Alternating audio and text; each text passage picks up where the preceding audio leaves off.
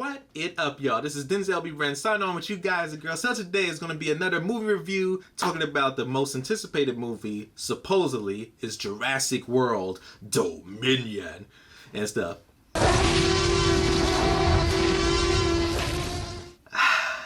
So, I had to let that out.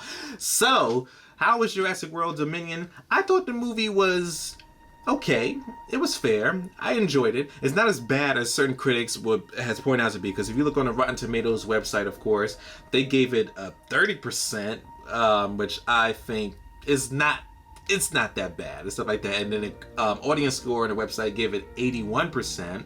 So that's like a fair bit, because, you know, sometimes critic reviews, it's like, y'all suck, y'all know what y'all talking about, something like that. And sometimes it do work, but you got to see it for yourself and everything. But overall, as a personal, just your casual, average Jurassic Park fan, I thought it was a fine movie and stuff like that. It had fun scenes and certain aspects, stuff like that. Would I tell you the pros about the movie? So the pros I enjoyed was Dr. Ian Malcolm, Jeff Goldblum's character, sense of humor guy. He had me die with certain lines and everything, and he pointed out certain things and making fun of certain things for the movie itself. Seeing Dr. Alan Grant and Ellie Sattler, the OGs in Jurassic World, seeing them and combine those characters all together was a really beautiful experience. Seeing them again, it was cool, stuff like that. And then the character we're continuing on after Jurassic, Fallen Kingdom, about the clone girl, stuff like that. This movie just keeps throwing in your face that to remind you, for those who probably didn't even see the previous one, or just would remind you that she is a clone and stuff like that. That, you know, she was cloned from a mother and stuff like that. But it goes in depth of who she really is in the movie, of her background story of her cloning thing, stuff like that. It doesn't go dive in too much, but it gives you a little hint and stuff like that. And of course, Chris Pratt and Bryce Dallas have always do a great job and everything. And the two new characters as well too. The black female chick with the cute eyes, the pilot lady, and the other black guy who works with the other company, stuff like that. I forget his name and everything, but they were mostly interesting. I really love the pilot lady and stuff like that. I really want to see more of her character, you know, stuff like that. She was very interesting and stuff. And overall, the film itself, it felt like two movies into one. You know, it felt like the world of dinosaurs, but if we move into this other section of the movie, this is talking about the world of insects. I'm just gonna leave it like that, stuff like that. And the villain itself, it's quite obvious to, you know, see who the villain is in the Jurassic Park movie, and it's it gives you like a like an evil Apple Steve Jobs vibe, you know, stuff like that. And it's funny because the headquarters did look like Steve Jobs, like the Apple's headquarters, but just filled with dinosaurs, and changed the world. Dinosaurs going into marketing and all that stuff, you know, stuff like that. And what I really wanted the movie to explore, which was cool in the first 20 minutes and stuff like that, the world is going, you know, how dinosaurs living throughout the world, is humanity coping with these dinosaurs and stuff like that. It really pinpoints you, if dinosaurs still exist in our times, how would we or they cooperate with us throughout the life ecosystem and stuff, which was very interesting. It had some very interesting key element points, stuff like that, but I wanted to dive a little more deeper into that, which we didn't get, but as it is, a couple of plain dino actions, and of course, and a couple of little jump scares, stuff like that, because what's a Jurassic Park movie or world movie that you have a jump scare or have little dinosaurs eating people and stuff like that. Some of them were funny, some of them were kind of cheesy and ridiculous in certain aspects of it, but you know, it is what it is and stuff like that.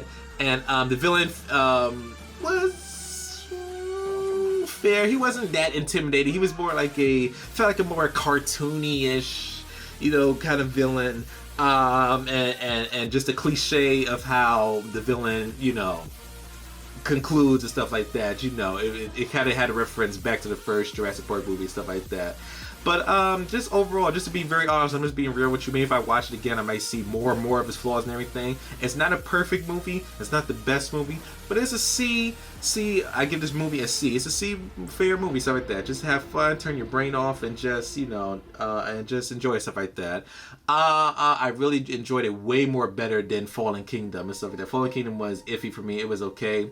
Jurassic World I really enjoyed, but the OGs, the first two, Jurassic Park and Lost World, were my favorites, stuff like that. And Lost World really crept me out. And Jurassic Park 3, it was okay, stuff like that. Yes, like I said, you'll get dino scenes, dino actions, and stuff like that, but the plot and story itself was okay, felt fair.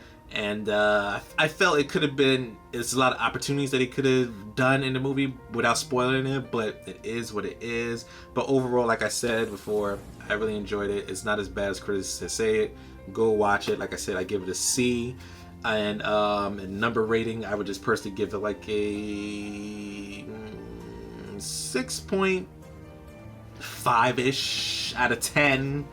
Give or take and stuff like that, you know, so it is what it is, stuff like that. So, but if you're a true hardcore Jurassic Park fan, you will, of course, watch it and support it because it's the conclusion of it. And I thought the conclusion of the movie could have been done better because the way how it ends, it leaves up more open doorways for possibilities for another Jurassic Park franchise, you know.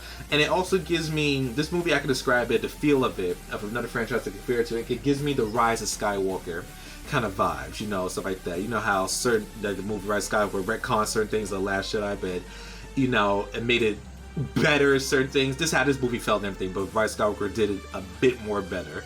I could just compare it and say it like that, stuff like that. But overall, the action scenes were fine. The best action scene for me is that you see in the trailer was a Chris Pratt on a motorcycle chasing a velociraptor and everything. That was cool and everything. It was pretty cool moments and stuff like that. Don't get me wrong, stuff like that. So, yeah, it was a fun movie, fun ride. But I think, in my opinion, just let the Jurassic Park franchise rest. Let the Terminator franchise rest.